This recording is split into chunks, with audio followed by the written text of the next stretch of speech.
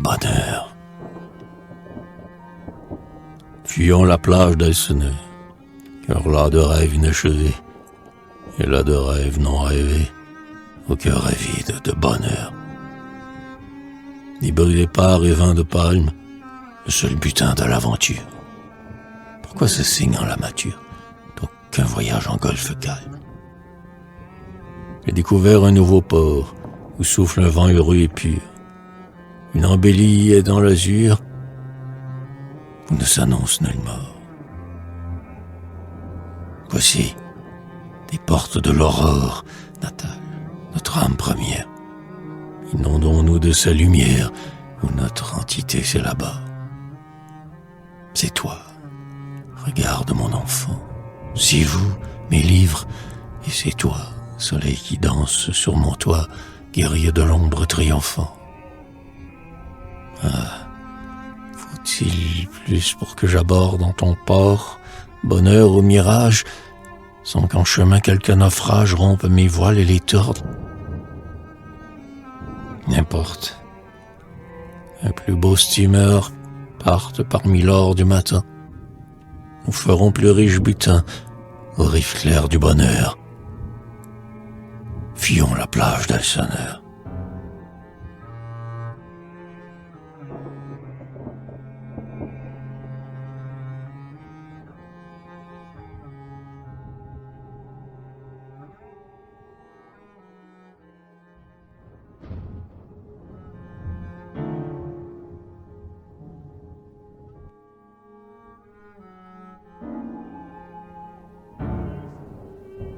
Méditation de matin. Ton coq rouge troublait le sommeil de l'aurore qui, jeune fille aux yeux lourds encore de songe, verse l'or de son front, verse sa toison blonde sur la toiture rose. Belle, et vous êtes seule à demeurer au lit, où l'ombre atténuée estompe son ton bleu. Est-ce pour mieux jouir de l'amour absolu? Est-ce la peur de voir votre rêve exilé? Sortez de la torpeur des sens, du sang, de l'âme, et venez avec moi résoudre le dilemme du bonheur à choisir. Lequel? Ce vent de fleurs qui nous vient du cœur sombre des bois et des vallons? Ou bien, sans s'interrompre, la naissance et la mort du nuage en l'azur?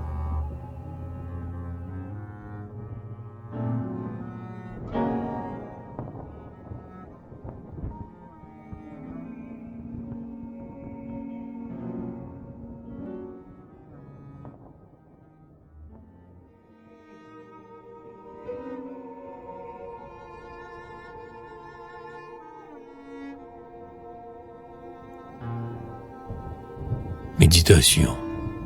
Un soir. Salut. Qui c'est? Adieu.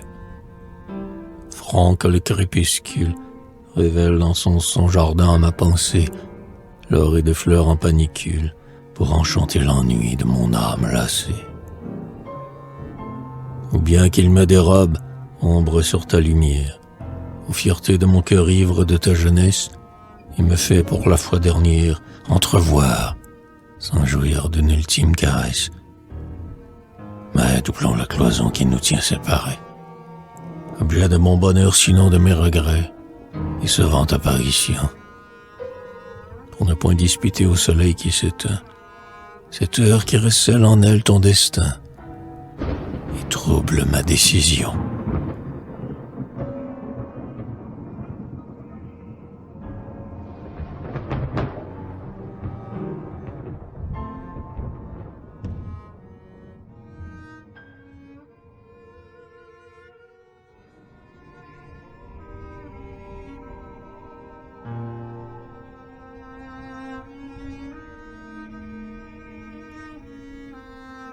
Chant paternel. Tu règles mon humeur à l'égal de mes livres, au regard défendu du sort et de son leurre. Regarde mon enfant, noir ou bleu selon l'heure, regard qui dans la paix encore te délivre. Le rythme intérieur qui conduit ta musique m'enchante, ton cher regard, à tel point que j'oublie de rechercher en toi la lumière abolie, que veut y retrouver mon âme nostalgique. J'ai vécu cet âge aussi.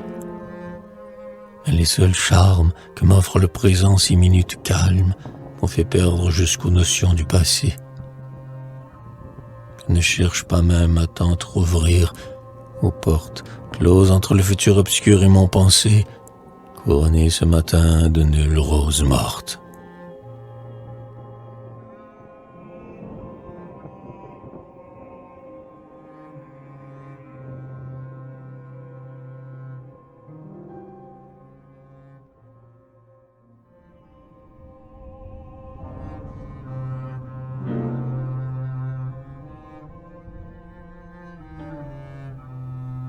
Fétiche, débris de glace, au regard absent, qui fixe la présence du monde sur ce fétiche nègre au gros sein détaché de quelques fleurs blondes. Ne dépendant jamais plus du sort, à présent tu règles, selon mainte crédulité, la vie et la mort de tes fidèles dans la tourmente. Quel plaisir snob m'incita pourtant, sans compter sur toi pour mon destin, à t'ériger au sein de mes livres, alors que sur cet autel poli, regrettant ton règne révolu, à jamais se sont closes tes lèvres.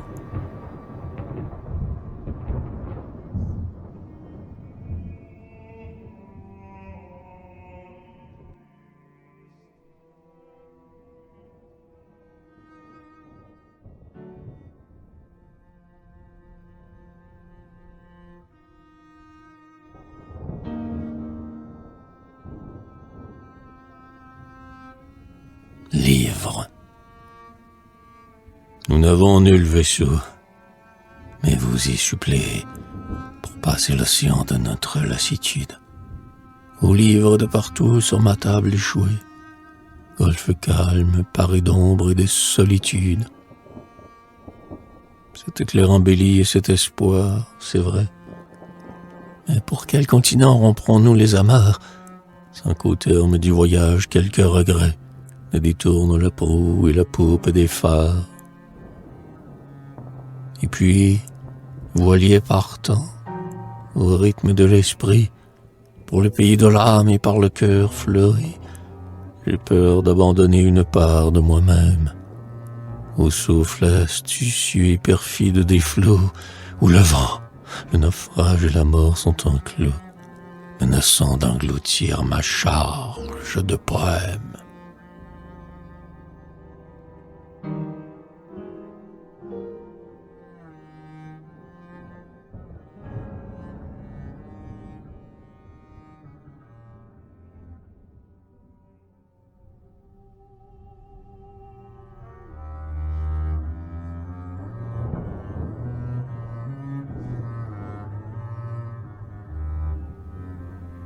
Hérodiade, ô beau vers plus obscur que les diamants noirs, vous exercez sur moi la plus grande attirance et savez m'enivrer avec votre fragrance de roses épanouies au front brun des soirs.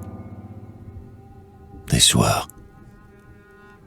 Mais prégnée de quelle aube future, ouverte sur mon cœur et promise à mes sens, que désole la mort des jours adolescents, sous un flot de lumière insinuante et dure.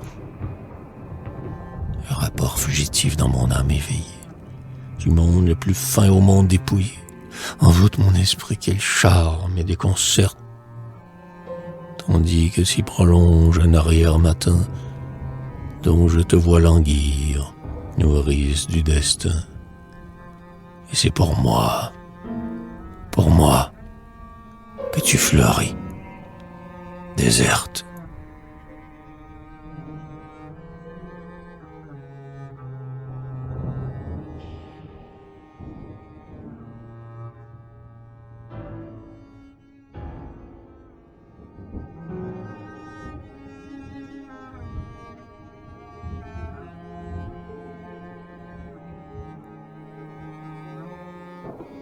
Ville morte, longeant éperdument mon vaste front de cuivre dans ton immensité de silence et de sable.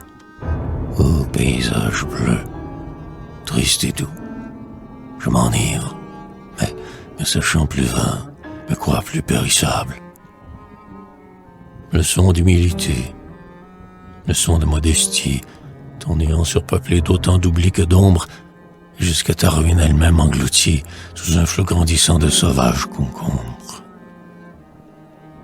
Tout dit, ta rechute au sein de la nature, la destinée ancienne et présente et future de l'œuvre suscitée par l'homme et son esprit. Et le peu qui te fait survivre en ma pensée n'est que ma piété pour ce qui a péri, liane en fleur au ras d'une tombe enlacée.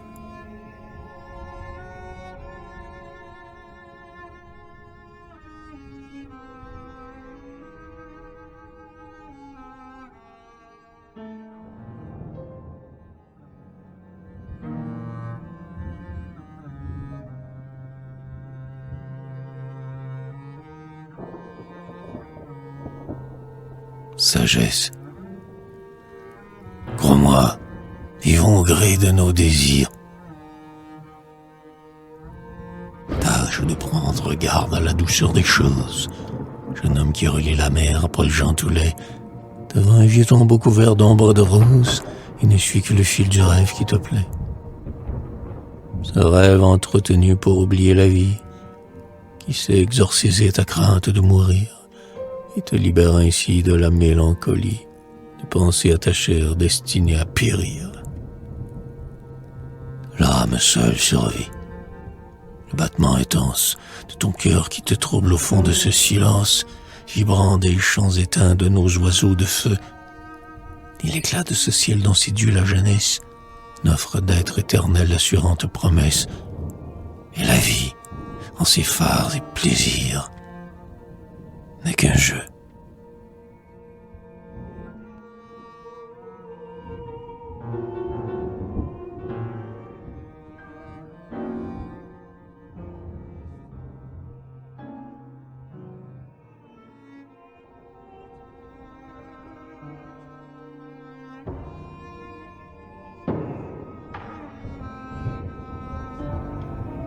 Plaisir, mes chers plaisirs, pâture par l'oubli, mais que dispute encore la volonté de vivre, avant que votre règne ardent soit aboli, et, désertant mon cœur fougueux, me désenivre, avant que, décimant l'arbre de ma vigueur, la force des ans souffle au cœur de ma jeunesse, avant de ne plus voir se nouer que le cœur des ombres dont le front est marqué de sagesse. Cueillons la fleur du temps pour l'offrir au destin, pureté de rosée immolée au matin, et sevrons les fruits mûrissants qui se cueillent.